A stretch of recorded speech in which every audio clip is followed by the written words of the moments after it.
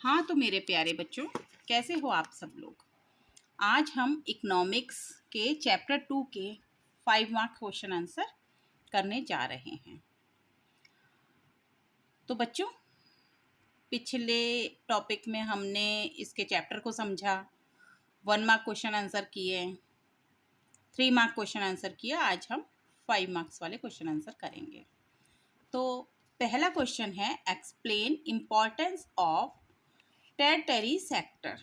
तृतीय क्षेत्र का महत्व समझाइए। The territory sector is very important for the development of a country. Its importance are. किसी भी देश के विकास के लिए जो तीसरा सेक्टर होता है, तृतीय सेक्टर है, क्षेत्र है, वो बहुत ही ज़्यादा महत्वपूर्ण है। अब क्यों महत्वपूर्ण है, इसको हम आगे समझेंगे बच्चों। Support primary and secondary sector. Banks provide loans for farmers and industry. Transport take goods from farms and factory to the market. Communication help in business. तो बच्चों, पहला और दूसरा सेक्टर जो है, पहला और दूसरा क्षेत्र जो है, वो मदद करता है किसकी? तीसरे क्षेत्र की, टेरिटरी सेक्टर की हेल्प करता है। बैंक किसानों और उद्योग धंधे जो होते हैं उनको कर्ज देते हैं। परिवहन मतलब ट्रांसपोर्ट, जो आने जाने के साधन होते हैं। खेतों और कारखानों से सामान बाजार तक ले जाते हैं। अब जैसे ट्रक, ट्रैक्टर, इन सब से, मेटाडोर, इन सब से सामान, खेतों और कारखानों से सामान बाजार तक जाता है। और संचार व्यापार में मदद करता है। संचार मतलब जो भी हमारा होता है वो टेलीफोन के माध्यम से हो या किसी दूसरे माध्यम से हो, संचार के साधन, वो न्यूज़पेपर हो, कुछ भी हो। न्यूज़पेपर भी संचार का माध्यम है, टेलीविज़न भी संचार का माध्यम है। कुछ भी हो, वो हमारे व्यापार में मदद करता है। हम लोग क्या करते हैं, संचार के लिए एडवर्टीजमेंट डालते हैं, तो वो हमारे व्यापार में हेल्प करता है। नंबर 2 है, largest contribution to GDP. GDP में भी इसका बहुत योगदान है। किसका? तीसरे सेक्टर का, थर्ड सेक्टर का। In India the territory sector contributed about 60% to the GDP. भारत में जो तृतीय क्षेत्र है उसका 60% लगभग जीडीपी में योगदान है। It is the biggest sector of the Indian economy today. तो बच्चों, यह आज भारतीय अर्थव्यवस्था का सबसे बड़ा क्षेत्र है। क्या है बच्चों? सबसे बड़ा। कितना percent? 60%।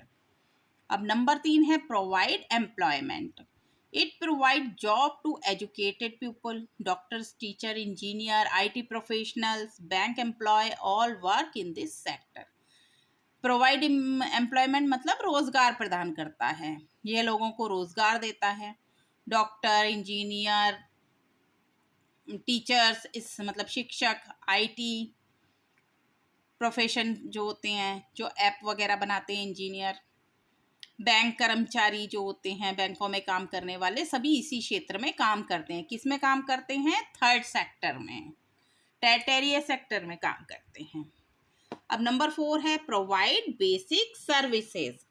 It provide essential services to the people like hospital, school, post office, police, defense. Government provide these services. अब ये बेसिक सर्विसेज जो होती हैं, हमारी बुनियादी सेवाएं, ज़रूरी जो डेली कंपलसरी की नीड्स होती हैं, वो देते हैं। जैसे हॉस्पिटल, अस्पताल, स्कूल, पोस्ट ऑफिस, पुलिस, और हमारे को रक्षा करने के लिए ये सब प्रदान करती है सरकार। नंबर 5 है, demand increase with income. When income is people increase, they demand more service like tourism, shopping, malls, restaurant, internet. So this sector grow fast. अब आय बढ़ गई, तनख्वाह बढ़ गई, इनकम बढ़ गई, तब लोगों के साथ आय बढ़ती है, तो वह पर्यटन मतलब घूमना फिरना, शॉपिंग, मॉल, रेस्टोरेंट जाना, इंटरनेट जैसी सेवाओं की मांग करते हैं।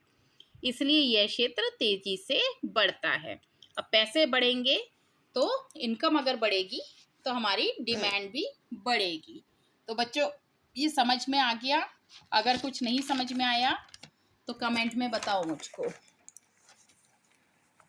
फिर सेकंड क्वेश्चन है role of government for farmers, किसानों के लिए सरकार की भूमिका। अब किसानों के लिए सरकार की क्या भूमिका है ये हम समझेंगे इस प्रश्न में।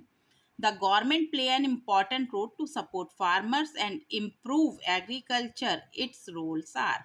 अब किसानों की सरकार कैसे महत्वपूर्ण भूमिका करती है अदा उनको बेहतर बनाने में, ये हम यहाँ पढ़ेंगे। नंबर 1, चीप लोन्स, सस्ते कर्ज उपलब्ध कराती है।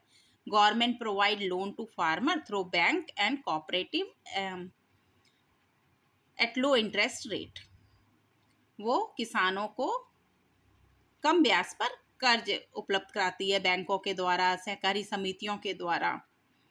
This saves farmer for money lenders who charge very high interest. Farmer use the money to buy seeds, fertiliser and equipment. तो पहले क्या होता था, जो सूदखोर होते थे महाजन से ब्याज लेते थे, किसी व्यापारी से बनिए से ब्याज लेते थे, वो लोग उनसे बहुत ज़्यादा ब्याज लेते थे।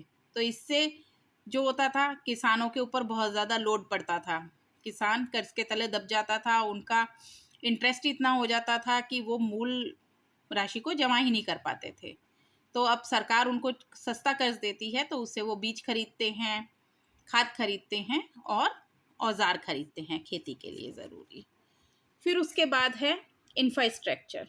Government build road, electricity, irrigation facilities and cold storage. Government क्या करती है बच्चों, सड़क बनाती है, लाइट की सुविधा देती है, सिंचाई की सुविधा देती है और कोल्ड स्टोरेज की फैसिलिटी सुविधा देती है।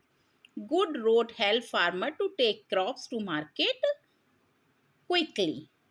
अब अच्छी सड़क होगी तो किसान फटाफट से अपनी फसल लेके बाजार तक चला जाएगा। Cold storage prevent fruits and vegetable from getting spoil. और फल कोल्ड स्टोरेज होगा तो हमारे फल और सब्जियां जो हैं वो जल्दी खराब नहीं होंगे। तो क्या होगा बच्चों, सड़क, बिजली, सिंचाई, कोल्ड स्टोरेज इसकी सुविधा देती है सरकार। अच्छी सड़कों से किसान अपनी फसल जल्दी मंडी तक पहुंचा सकते हैं और कोल्ड स्टोरेज होने से फल और सब्जी खराब नहीं होते। अब नंबर 3 है education and health. Government opens school and hospital in village. सरकार ने स्कूल और हॉस्पिटल गांव में खोले हैं। Educated farmer can learn new farming technique. जो पढ़े लिखे किसान हैं वो नई नई तकनीकें सीखकर कृषि को और अपनी उन्नत बना रहे हैं। हेल्थ सेंटर की farmers and their families healthy. और जो स्वास्थ्य केंद्र हैं वो किसानों और उनके परिवारों को स्वस्थ रखने के लिए काम कर रहे हैं। सो दे कैन वर्क बेटर, ताकि वे अपना काम अच्छे से कर सकें। अब नंबर 4 पे है बच्चों नरेगा 100 डेज वर्क। अब अंडर महात्मा गांधी नरेगा 2005। अब 2005 में नरेगा की स्थापना हुई थी। तो government give 100 days of guarantee employment to rural families. इसमें गवर्नमेंट ने 100 दिन एक परिवार को जो ग्रामीण क्षेत्र में रहते हैं उनको काम कर देने की गारंटी दी है। When there is no work in field, farmers can earn money from this scheme.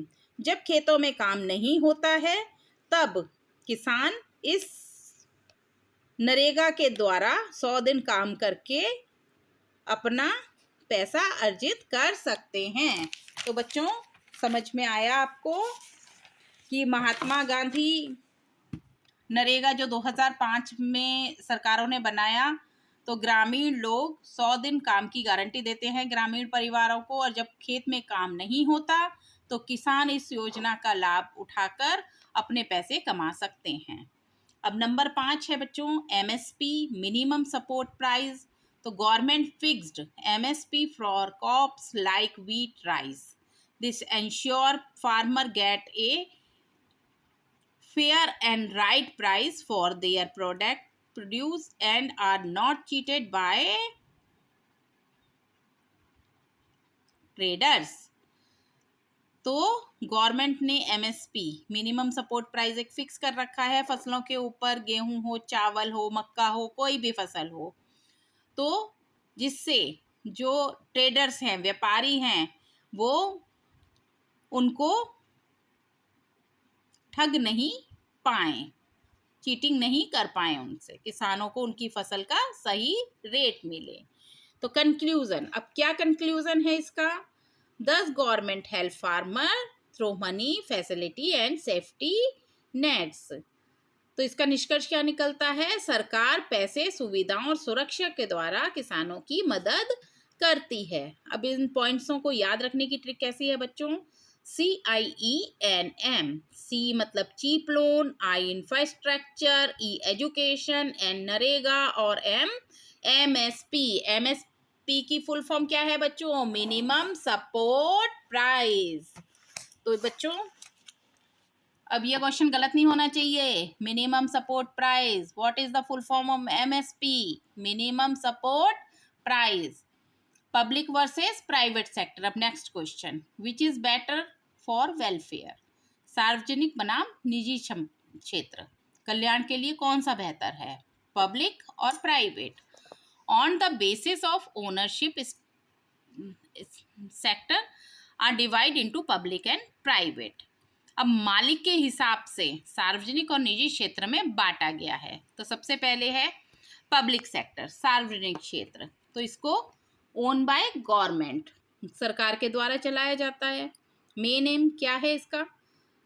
कि लोगों को सेवा मिले और लाभ मिले, सर्विस टू पीपल और profit.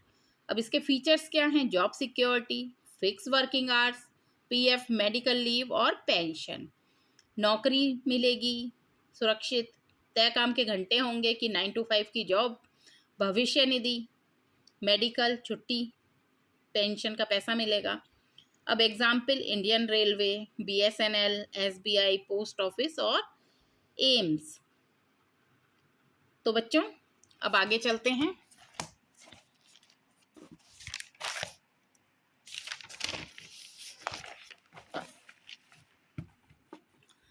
For welfare, better for welfare because government provide basic service like water, electricity, health, education, even in remote village at low cost. Profit is not the only motive. अब कल्याण के लिए ये सरकार के लिए बेहतर है, क्योंकि सरकार जो है कम कीमत पर पानी, जो दूर में गांव हैं उनको पानी, बिजली, स्वास्थ्य, शिक्षा जैसी सारी जो हैं सेवाएं प्रदान करती हैं। उनका उद्देश्य सिर्फ लाभ कमाना नहीं होता है, लोगों को स्वस्थ रखना, पढ़ाना, सब कुछ होता है, शिक्षा देना। अब नंबर 2 है प्राइवेट सेक्टर। प्राइवेट सेक्टर एक निजी क्षेत्र होता है, ओन बाय, ये निजी लोग या निजी कंपनी के द्वारा चलाया जाता है। इनका मेन एम क्या होता है? सिर्फ लाभ कमाना। फीचर्स क्या हैं? नौकरी की सुरक्षा नहीं है, लंबे घंटों तक काम। एग्जाम्पल क्या है? टाटा, रिलायंस, जियो, इन्फोसिस, प्राइवेट हॉस्पिटल्स। उदाहरण क्या है इसके?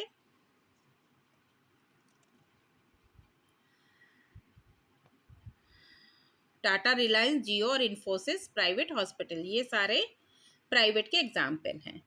For welfare they provide good quality service but mainly in cities are charge more money, they focus only on profit।